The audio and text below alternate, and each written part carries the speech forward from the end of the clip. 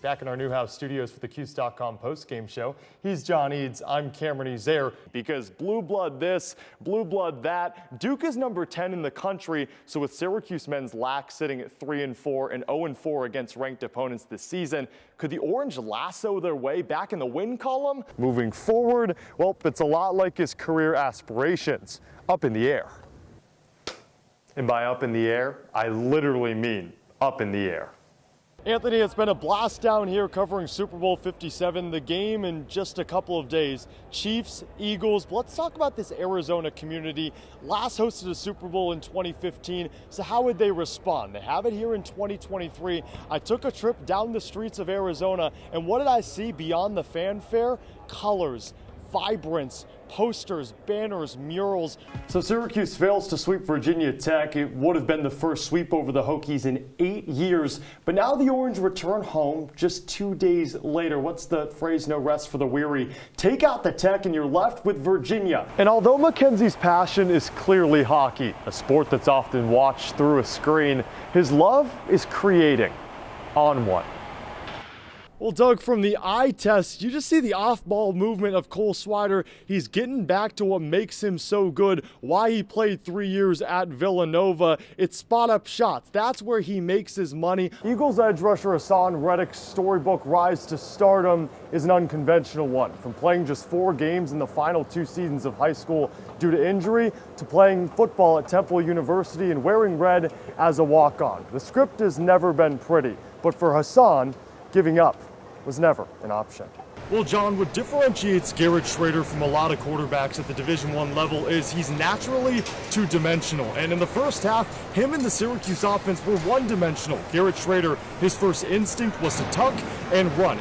Alex, coming up on sports, we're talking about March. Yes, we are. Was it Cinderella that ruled the day for yesterday's Sweet 16 matchups, or did Goliath down David? Find out on the other side. Each year, the Super Bowl is one of, if not the most publicized events in the world. And this year, the NFL is utilizing their platform to elevate the unrepresented voices in this community for all to see. Us as Native people, it's been going on for over 500 years. We're in this battle, and that's what we felt. We really felt it working in this wall. She has a really unique way of working with color and design, and all of those things just really made me know that she was the perfect artist to bring these themes of local culture, celebration, unity, and football all together into the Super Bowl theme art. I could not do this alone. Like I told the NFL in the beginning, said when I come into these spaces and do these projects, I never walk alone.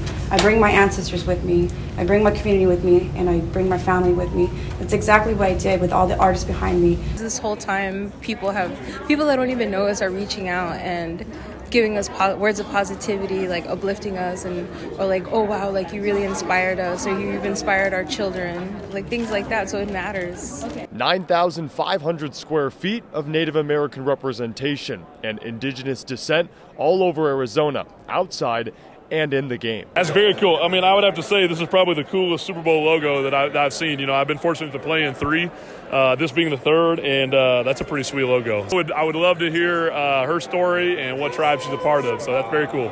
You know, growing up, I didn't know who I was. I was told I wasn't Mexican, and then I was made fun of for being Native. And so when I started doing art helped me and reconnected me to my culture. She walks the walk. She doesn't just talk it, she walks it. She lives it, she breathes it, and she's passionate. She's just the epitome of what an artist is. It's been obstacle and hurdles, but we didn't give up. We pushed through because we need to be in the spaces. That representation is needed, and that's what we're doing. It's not just a painting in a mural. It's bigger than that. There's a culture shift. That representation, we're planting the seeds so they can grow, and the future generations can come and be here too. A sign of representation that spans far from a football on a football field. Reporting in downtown Phoenix, Cameron Ezeir, Citrus TV. During the regular season, the Chiefs' offensive line allowed the 3rd fewest sacks in the NFL, thanks large in part to left tackle Orlando Brown Jr., who only surrendered 4. And it makes sense. Just 5 seasons into his career, Brown's resume reads success and gifted from top to bottom.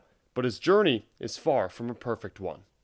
I think the main thing that he instilled in me was just to continue to stay the course, no matter what happens, what goes on. And I think that's something that he instilled in me from day one that really has allowed me to get to this point. Brown's dad, Orlando Brown Sr., was found dead back in 2011 of diabetic ketoacidosis, common among diabetics and caused by high blood sugar and lack of insulin. The 9-year NFL vet, nicknamed Zeus because of his 6'7", 360-pound frame, was just 40 years old. Even with the sudden shock of losing his dad at 15, Brown chose the route of living by his father's example. I love you so much, Daddy. Let's go, dog. Not having a dad after the age of 15 was very tough for me. And, now having a son that's 2 years old, looking at him every day, seeing the way that he's continuing to grow, and thinking back on, obviously the time missed that you can't get back. And, man, it's so beautiful to be a father. Man, I mean, Orlando is, such an incredible individual, outside of football. And then you get him inside the locker room, and he's just a, incredible personality. Go, man. Hey, play for each other. A guy that truly has a special sort of energy. Especially OB, man. He works hard at his craft, man, every single day. I've been watching him ever since I got here. He's one of the guys that kind of brought me in underneath their wing. His dad paved the way for him, and he's paving his own path, his own future. What's amazing is that, his son, they call him Butter, so cute, man. And I can't wait to see him grow up. I hope to instill, mental toughness. I hope to instill joy and, someone that is, super motivated from within, that's very confident in who he is, and, really making sure he doesn't make the same mistakes I did. Cameron Ezeir. Oh, let's go. Newhouse Sports.